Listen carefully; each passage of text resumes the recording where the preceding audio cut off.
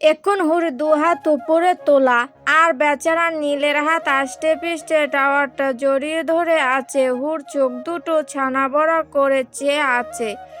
তার কি রিয়াকশন দেওয়া উচিত সেটা বুঝতে পারছে না, কিন্তু সে এতটুকু বুঝলো তার ভীষণ গরম লাগছে।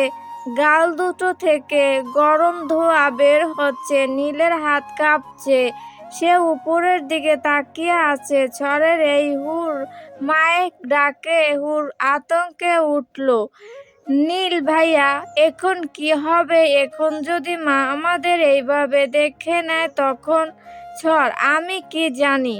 নীল চোখ ঘুরিয়ে গালে জিহ্বা দিয়ে নাড়াচাড়া করতে করতে বলল, আপনি কি জানেন মানে? 20 বছরের একজন যুবতী মেয়ের ঘরে আপনি এভাবে ঢুকে পড়েছেন, আবার বলছেন কি জানি আমি। খুব তো এমন ভাব নিয়ে থাকেন যেন আমায় চিনেন না। আবার তলে তলে ঝড় তেজি গলায় বলতে লাগলো। মাঝপথে নীল থামিয়ে দিল। হাতটা আর একটু শক্ত হলো। উফ, দিন দিন বড্ড অবাধ্য হয়ে যাচ্ছিস। কথা ছিল আজ সকাল থেকে তোর সব লিপস্টিক আমার কাছে জমা থাকবে। তুই জানিস আমার একদম পছন্দ না। নীল হালকা জেদি গলায় বলল, কিরে হুর, প্রবলেম কি? দরজা কেন খুলছিস না?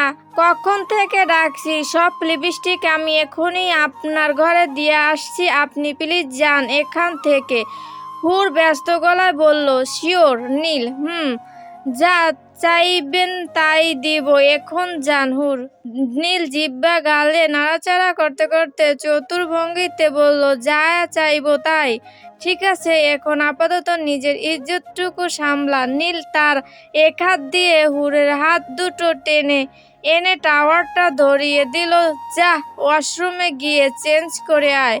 হুর তাড়াতাড়ি করে একটা ব্লু শার্টের সাথে ব্লু হোয়াইট শার্ট নিয়ে ওয়াশরুমের ভিতরে যাওয়ার সময় নীল ডাক দেয়। ঝড় পিছনে ফিরে চাইল। রিল্যাক্স পাখি। নীল ঝড় ভিতরে ঢুকে গেল। ঝড়ের জানালার গ্রিল লাগানো নেই। নীল সেখান দিয়ে এসেছিল, এখন সেই দিক দিয়েই চলে গেল। ঝড় চেঞ্জ করে বের হয়ে আসলো। আজব জিন মানুষ নাকি, যখন মন চায় আসে, যখন মন চায় চলে যায়। হুর ঝড়ের কানে মায়ের চিৎকার চেঁচামেচি পৌঁছেতে হুর দৌড়ে গিয়ে দরজা খুলল। মেয়েকে দেখে লামহা জোরে শ্বাস টানলো। অসভ্য মেয়ে, দরজা খুলতে এতক্ষণ লাগে? কখন থেকে ডাকছি, কানে যায় না? মা, ওই আসলে আমি শাওয়ারে ছিলাম, আর রুমে তো গান ও বাজতেছে তাই শুনতে পাইনি। হুর আমতা আমতা করে বলল। লামা এক হাত উঁচিয়ে দিব এক থাপ্পড়। ঝড় খানিকটা পিছিয়ে গেল। এখনই নিচে এসে খেয়ে আমায় উদ্ধার করো। ঝড়ের মা চলে গেল। তখনই নীলাশা এলো। কিরে, কাকি তখন থেকে চেঁচাচ্ছে, কি হয়েছে? নীলাশা, কিছু না। ঝড় নীলাশার মুখের ওপর দরজা বন্ধ করে দিল। আজব তো, আমার লগে ভাবলো দেখে নিব, এই নীলাশাকে ছাড়া তোমার চলে নাকি? নীলাশা গাল ফুলিয়ে চলে গেল। হুর গিয়ে বিছানায় হাত পা ছড়িয়ে শুয়ে পড়ল। তখনকার ঘটনাগুলো না চাইলেও স্মৃতিচারণ হলো হুরের। ঘটনাগুলো এখন ও হুরের উপস্থিত লাগছে। তখন ঘটনাগুলো অনুভূতি শূন্য লাগলেও এখন 20 বছরের যুবতী মেয়েকে অনুভূতিটা হানা দিচ্ছে। রিল্যাক্স পাখি। এই আলতো আদরের শব্দটা তার মাথায় আসতেই তার শরীরে শিহরণ খেয়ে গেল। অনুভূতির আকাঙ্ক্ষায় বাধা হয়ে দাঁড়ালো তার ভাবনার মাঝে নীল ভাইয়ের বিয়ে। সি সি সি, তওবা আস্তাগফিরুল্লাহ, আমি এইসব কি ভাবছি? আজ এইসব কিছু হতোই না যদি লিপস্টিকগুলো আগে দিয়ে আসতাম।